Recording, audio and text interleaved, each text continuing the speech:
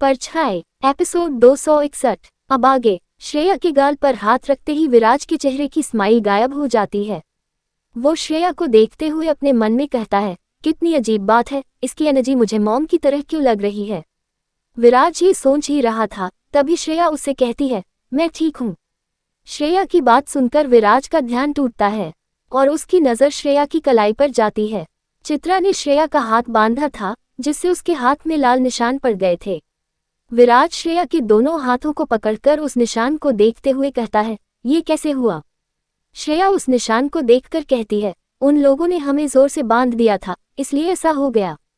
ये देखकर विराज अपना हाथ श्रेया की कलाई पर रखने वाला होता है, लेकिन अगले ही पल उसे एहसास होता है कि वो सबके सामने ऐसा नहीं कर सकता। विराज अपना हाथ पीछे कर लेता है। वहीं ये सब देखकर रेयांश का गुस्सा बढ़ रहा था। उसे श्रेया और विराज को साथ में देखकर बिल्कुल अच्छा नहीं लग रहा था। रेयांश चलकर श्रेया के पास आता है और उसका हाथ विराज से छुड़ाकर कहता है, तुम्हें किसने किडनैप किया था और तुम यहाँ कैसे आ गई। विराज को रेयांश का बिहेवियर कुछ अजीब लग रहा था। यश और सृष्टि भी उनके पास ही आ जाते हैं। वो तीनों मिलकर विराज और रेयांश को सारी बातें बताना शुरू करती है। उनकी बात सुनकर रेयांश और विराज को समझने में देर नहीं लगती कि वो लड़की चित्रा है, लेकिन वो ये नहीं समझ पा रहे थे कि ये निकुंज कौन है। रेयांश को नहीं पता था कि उस रात विराज चित्रा को अपने साथ ले गया था, और विराज नहीं जानता था कि श्रेया की वजह से चित्रा ठीक हो गई थी।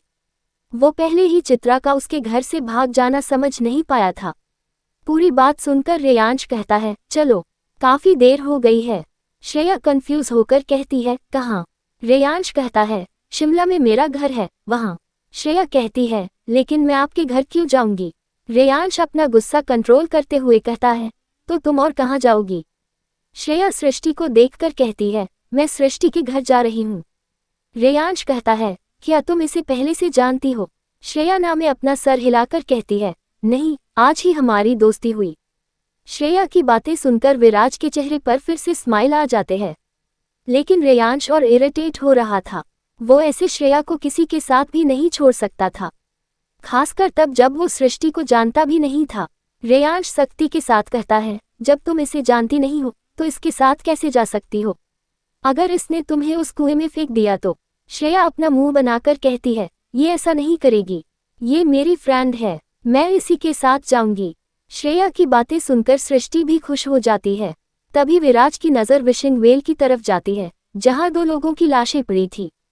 बात करते हुए श्रेया का चेहरा बार बार उस तरफ जा रहा था जहां वो लाशें थी, लेकिन श्रेया की नज़र उन लाशों पर नहीं पड़ रही थी। यश और सृष्टि ने भी उन लाशों को नहीं देखा था। श्रेया फिर से अपना चेहरा उस लाश की तरफ ले जाने वाली होती है। तभी विराज श्रेया का चेहरा पकड़कर उसे अपनी तरफ करते हुए कहता है, ओके, तुम्हें जिसके भी साथ जाना है तुम जा सकती हो, बस अपना ध्यान रखना। श्रेया खुश होकर हाँ में अपना सर हिला देती है। रेयांश अब विराज को घूरने लगता है, जिसका विराज पर कोई असर नहीं होता। अगले ही पल वहां एक कार आकर रुक जाती है और उससे एक ड्राइवर बाहर आता है। वो ड्राइवर कम और कोई बॉडी बिल्डर ज्यादा लग रहा था। विराज उस ड्राइवर से कहता है, ये जहां जाना चाहते हैं इन्हें ड्रॉप कर दो। ड्राइवर कहता है, ओके बॉस। विराज उससे बड़ी सख्ती के साथ कहता है, इन्हें सेफली ड्रॉप करना है, समझ रहे हो ना। विराज के कहने का मतलब ये था कि उस आदमी को श्रेया और उसके दोस्तों सिर्फ ड्रॉप ही नहीं करना है, बल्कि उन पर नज़र भी रखना है और उन्हें प्रोटेक्ट करना है। विराज को भी रेयांश सही लग रहा था, लेकिन वो समझ गया था कि श्रेया नहीं मानने वाली है, इसलिए विराज ने श्रेया की सेफ्टी का बंदोबस्त कर दिया था। रेयांश ये बात अच्छे से समझ रहा था, लेकिन उसे ये समझ नहीं आ रहा था कि विराज दीवान, जो अपने मॉम डैड के अलावा दुनिया में किसी को अटेंशन नहीं देता, वो श्रेया में इतना इंटरेस्ट क्यों ले रहा है। जो काम रेयांश खुद करना चाहता था वो विराज कर रहा था, और ये बात उसकी विराज के लिए नफरत को और हवा दे रही थी। रेयांश बिना कुछ कहे अपनी कार की तरफ बढ़ जाता है। यश भागते हुए रेयांश के पास चला जाता है और थोड़ा घबराते हुए कहता है, सर क्या मैं भी आपके साथ। रेयांश उसकी बात बीच में ही काटते हुए कहता है, जिसके साथ किडनैप हुए हो तुम्हें उसी के साथ जाना चाहिए। ये कहकर रेयांश कार में बैठ जाता है और वहां से चला जाता है। यश दुखी होकर फिर से श्रेया के पास आ जाता है। रेयांश के जाने के बाद वो ड्राइवर श्रेया, यश और सृष्टि को लेकर वहां से चला जाता है। सबके वहां से जाने के बाद विराज उन लाशों की तरफ बढ़ जाता है। उन लाशों के पास जाकर विराज देखता है कि विशिंग वेल के पास 2 लाशें पड़ी थी। उनमें से एक लाश आदमी की थी और एक औरत की। उस अंधेरी रात में सुनसान जंगल के बीच ये सीन बहुत ही डरावना लग रहा था। रात में उल्लुओं की भयानक आवाज जंगल में गूंज रही थी। जमीन पर पड़ी वो लाशें खून से लथपथ थी। उनकी बॉडी का ऐसा कोई पार्ट नहीं था जिस पर गहरा कट का निशान ना हो। ऐसा लग रहा था जैसे उनकी बॉडी के एक एक पार्ट पर बेदर्दी से हमला किया गया है। उनकी आंखें बाहर आ गई थी और वो आंखें भी कट गई थी, जिससे खून बाहर निकलकर सूख गया था। उन लाशों को देखते हुए विराज कहता है, ये सब क्या हो रहा है? यहाँ मौतें सालों पहले बंद हो गई थी, तो ये सब फिर से शुरू क्यों हो गया? आखिर वो है कौन जो इतनी बेरहमी से लोगों को मार रहा है, और क्यों? दूसरी तरफ जंगल के अंदर उस छोटे से घर में अभी भी कुछ धुआं बाकी था, लेकिन अब वहां चीजें दिखाई दे रही थी। वो लड़की जिसने कुछ देर पहले श्रेया को वहां से निकाला था, उस घर के अंदर जाने लगती है। उस लड़की ने ब्लैक जीन्स और ब्लैक जैकेट पहना हुआ था। उसका रंग दूध जैसा गोरा था और उसके बाल स्ट्रेट थे। उसकी गहरी आंखें ऐसी थी जैसे उसमें के राज दफन हो। वो लड़की अपने चेहरे पर बिना कोई भाव लिए आगे बढ़ रही थी। कुछ देर बाद वो लड़की उस जगह पहुंच जाती है जहां चित्रा बेहोश पड़ी थी। चित्रा को देखकर भी उस लड़की के चेहरे पर कोई भाव नहीं आते। वो नीचे झुककर चित्रा की गर्दन पर अपनी 2 उंगलियां रखती है। उस लड़की को देखकर ऐसा लग रहा था जैसे वो कुछ चेक करने की कोशिश कर रही हो। चित्रा की गर्दन पर अपनी उंगलियां रखे हुए वो लड़की कहती है, ये कैसे हो सकता है? उस रात रेयांश से इसकी जीवन ऊर्जा लेकर इसे मरने के लिए छोड़ दिया था। फिर विराज ने उसके साथ ऐसा क्या किया कि ये फिर से ठीक हो गई? वो लड़की नहीं जानती थी कि चित्रा श्रेया की वजह से ठीक हुई है, ना कि विराज की वजह से। वो लड़की ये कह ही रही थी, तभी उसे वहां किसी और के होने का एहसास होता है। वो लड़की फौरन दरवाजे की तरफ देखती है, लेकिन वहां कोई नहीं था। उस लड़की को पूरा यकीन था कि वहां कोई तो जरूर है। वो लड़की अब अलर्ट हो जाती है और बड़ी सावधानी से दरवाजे की तरफ बढ़ने लगती है। अभी भी उसके चेहरे पर डर के भाव नहीं थे। वो लड़की जैसे ही उस रूम से बाहर निकलती है, एक ही पल में कोई उसका हाथ पकड़कर उसे अपने करीब खींच लेता है। ये इतना अचानक हुआ था कि वो लड़की कुछ समझ नहीं पाती। जब तक उसे कुछ समझ आता है, वो खुद को किसी की गिरफ्त में पाती है। उसे एहसास होता कि एक हाथ ने बहुत कसकर उसकी कमर को पकड़ा है और उसके ठीक सामने कोई खड़ा है। वो लड़की अपने सामने देखती है, वहां विराज था। विराज उस लड़की को एकटक देख रहा था। विराज की आंखों में इस वक्त सिर्फ सवाल थे। विराज को देखकर वो लड़की शॉक्ड रह जाती है। विराज उस लड़की की आंखों में देखते हुए कहता है, कौन हो तुम? वो लड़की विराज की बातों का कोई जवाब नहीं देती। वो खुद को उसकी पकड़ से छुड़ाने की नाकाम कोशिश करने लगती है। ये देखकर विराज उसकी कमर पर अपनी पकड़ और मजबूत करते हुए कहता है, ट्रस्ट मी, तुम कुछ भी कर लो, मेरी पकड़ से छूट नहीं सकती, तो कशिश भी मत करो। विराज के कहने पर वो लड़की स्ट्रगल करना बंद कर देती है। उसे पता था कि जो विराज कह रहा है वो बिल्कुल सच है। विराज उस लड़की की आंखों में देखते हुए कहता है, अब बताओ कौन हो तुम, और उस रात इतनी टाइट सिक्योरिटी से क्यों और कैसे भाग गई? वो लड़की गुस्से में कहती है, ये तुम्हारी कमजोरी है, तुम्हारे गॉड्स किसी काम के नहीं है। विराज कहता है, तुम यहाँ क्या कर रही हो? वो लड़की फिर से अपना जोर लगाते हुए गुस्से में कहती है, छोड़ो मुझे। रेयांश बिना कुछ रिएक्ट किए कहता है, कोशिश भी मत करो, तुम थक जाओगी। वो लड़की चिढ़कर कहती है, आखिर तुम चाहते क्या हो? विराज कहता है, ज्यादा कुछ नहीं, बस अपने कुछ सवालों के जवाब। वो लड़की कहती है, कैसे सवाल? विराज अब बेकार की बातों में अपना वक्त जाया नहीं करना चाहता था। वो सीधे पॉइंट पर आकर कहता है, क्या हो रहा है यहाँ? पहले देहरादून में ये मौतें होती थी, लेकिन अब?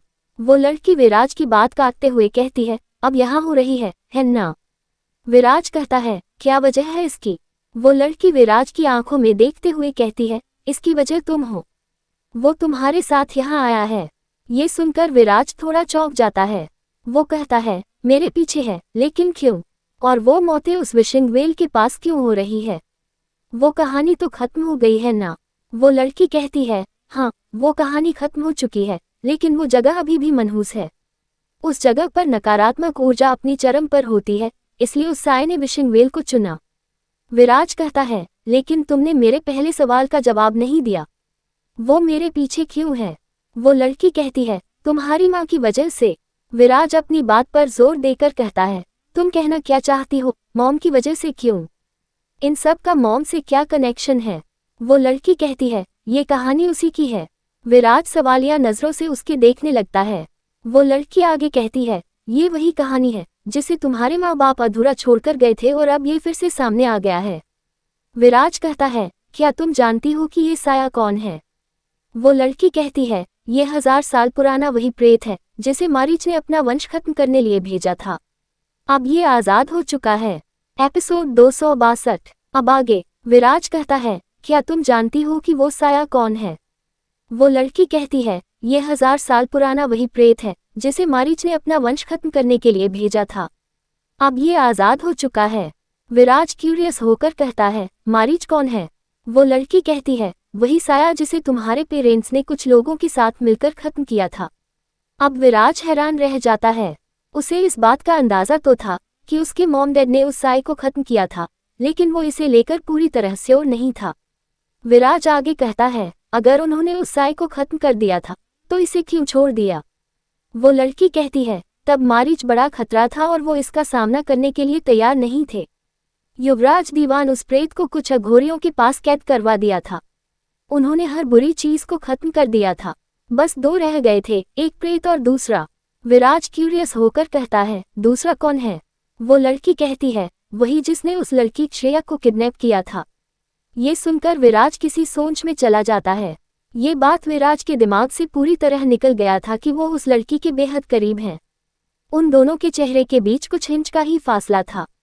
विराज ने अभी भी उस लड़की की कमर को जोर से पकड़ा था और दूसरी तरफ देखते हुए कुछ सोच रहा था, लेकिन उस लड़की की नज़र विराज के चेहरे पर थी। वो एकटक विराज को ही देख रही थी। वो लड़की विराज की आंखों को देखकर उसमें खो गई थी। उसने कभी इतनी गहरी आंखें नहीं देखी थी। कुछ देर बाद वो लड़की अपने होश में आती है। वो अपना सर झटककर विराज को पीछे धकेलते हुए कहती है, अब छोड़ो मुझे। उस लड़की के ऐसा करने दे विराज का ध्यान टूटता है और उसकी नज़र लड़की के चेहरे पर जाती है। एक पल के लिए विराज को एहसास होता है कि उसकी सामने खड़ी लड़की बेहद खूबसूरत है। वो लड़की विराज को पीछे धकेलते हुए कहती है, मैंने कहा छोड़ो मुझे। विराज उसकी आंखों में देखकर कहता है, मुझे तुम पर भरोसा नहीं है। पहले भी तुम मुझसे भाग चुकी हो। जब तक मुझे मेरे सारे सवालों के जवाब नहीं मिल जाते, मैं तुम्हें नहीं छोड़ूंगा। तुम्हारे लिए बेहतर होगा कि स्ट्रगल करना बंद कर दो। तुम्हें मेरी स्ट्रेंथ का अंदाजा भी नहीं है। वो लड़की घूरकर विराज को देखती है और फिर अपनी नजरें फेरकर कहती है, और क्या जानना चाहते हो? विराज कहता है, जब तुम इतना जानती ही हो तो ये भी जानती होगी कि उस साये को खत्म कैसे करना है। मुझे जल्दी से बता दो, मैं ये काम जल्द ही पूरा करके वापस जाना चाहता हूँ। विराज की बात सुनकर उस लड़की को हंसी आ जाती है, लेकिन ये हंसी विराज की बेवकूफ़ी पर थी। ये देखकर विराज को गुस्सा आ जाता है। वो सख्ती के साथ उस लड़की से कहता है, मैंने तुम्हें कोई जोक नहीं सुनाया है। वो लड़की उसी मुस्कान के साथ कहती है, तुम्हें क्या लगता है उन्हें खत्म करना इतना आसान है? विराज कहता है, बस 2 ही बचे हैं ना, ये काम इतना भी मुश्किल नहीं होना चाहिए। वो लड़की कहती है, ये कितना मुश्किल है, तुम सोच भी नहीं सकते। तुम्हें क्या लगता है तुम्हारे सामने सिर्फ 2 ही दुश्मन हैं? कहानी तो अभी शुरू हुई है। तुम यहाँ हो, समायरा का बेटा यहाँ है और वो श्रेया भी यहाँ है। तुम्हें अंदाजा भी नहीं है कि तुम तक पहुँचने के लिए कौन कौन आने वाले हैं। क्या तुमने कभी ये नहीं सोचा कि जिन्हें तुम्हारे डैड ने कैद करवाया था उसे आज़ाद किसने किया? उस लड़की के ऐसा कहते ही विराज बिल्कुल खामोश हो जाता है। विराज को खामोश देखकर उस लड़की के चेहरे पर फिर से एक स्माइल आ जाती है। विराज का चेहरा इस वक्त बहुत सीरियस लग रहा था। अगले ही पल वो एक झटके से उस लड़की को छोड़ देता है और बिजली की स्पीड से उस रूम से बाहर दीवार के पीछे चला जाता है। वो लड़की के ये देखकर हैरान रह जाती है। ये सब उसके एक बार पलक झपकते ही हो गया था। वो अपनी आंखों पर भरोसा नहीं कर पा रही थी। वो आगे बढ़कर उस रूम से बाहर निकल जाती है और सामने का नज़ारा देखकर उसकी हैरानी और भी बढ़ जाती है।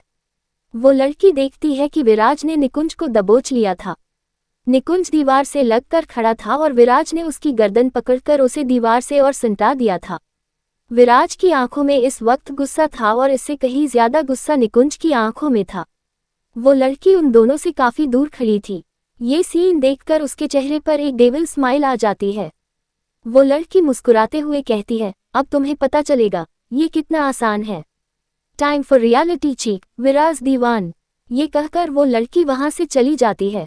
इधर निकुंज विराज की मजबूत पकड़ में था और उससे छूटने की कोशिश कर रहा था, लेकिन छूट नहीं पा रहा था। निकुंज जानता था कि उसके सामने खड़ा इंसान युवराज का बेटा है, और उसे ये भी समझ आ रहा था कि उसने विराज को जितना कमा का था, विराज उससे कहीं ज्यादा है। उसकी आंखों के सामने वो पला गया था जब युवराज उसे इसी तरह पकड़ा था।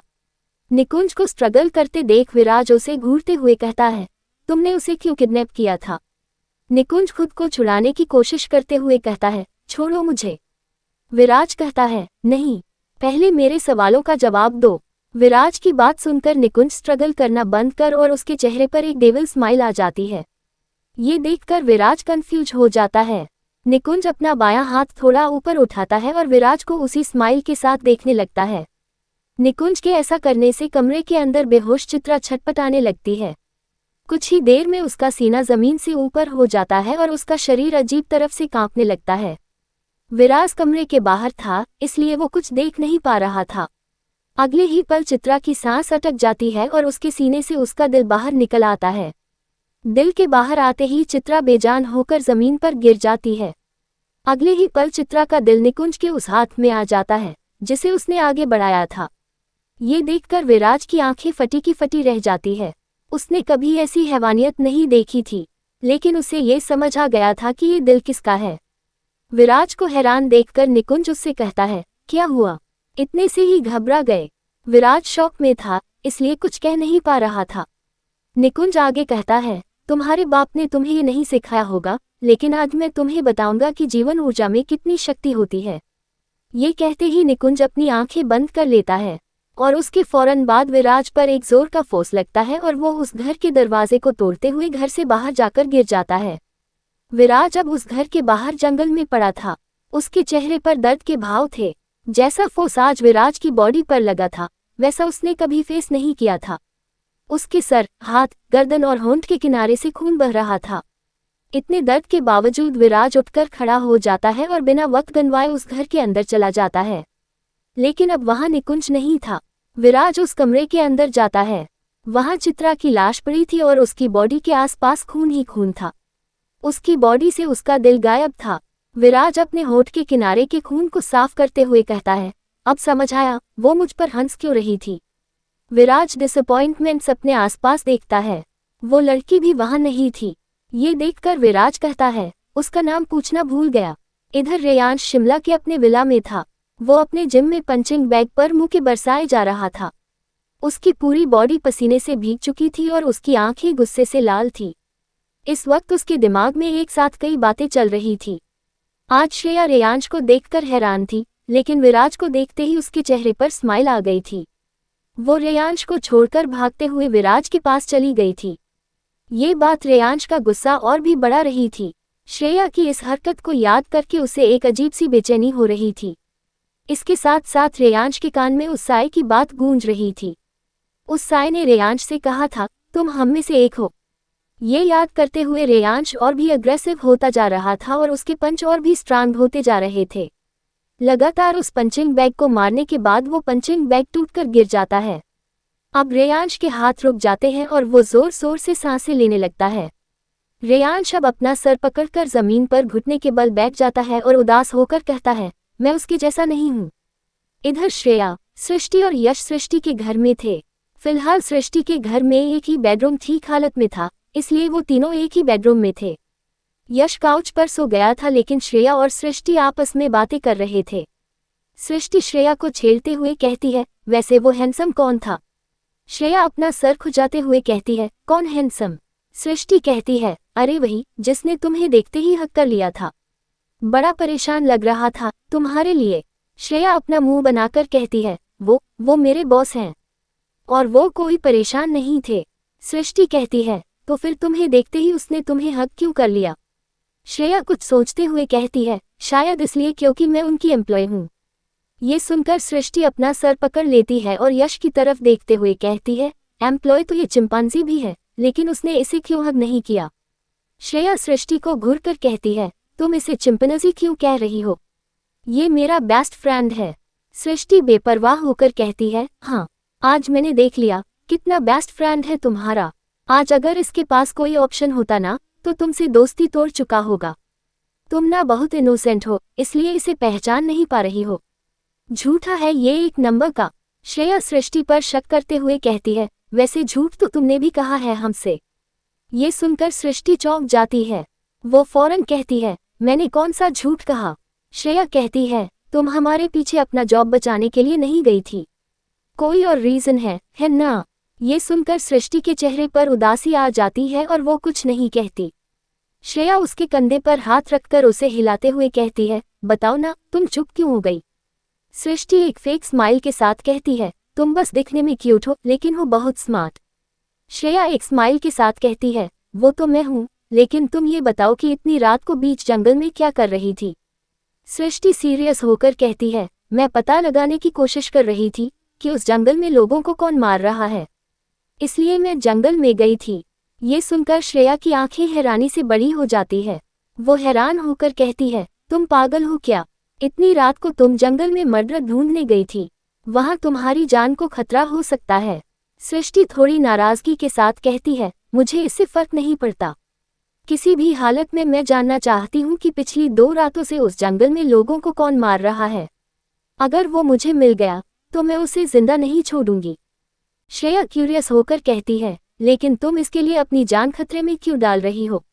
सृष्टि अपनी नम आंखों में गुस्सा लिए कहती है, क्योंकि परसों रात जिस लड़की का मर्डर हुआ था वो मेरी बहन थी। सृष्टि का जवाब सुनकर श्रेया शॉक्ड रह जाती है और आंखें फाड़कर सृष्टि उसे देखने लगती है। आगे की स्टोरी के लिए कमेंट कीजिए।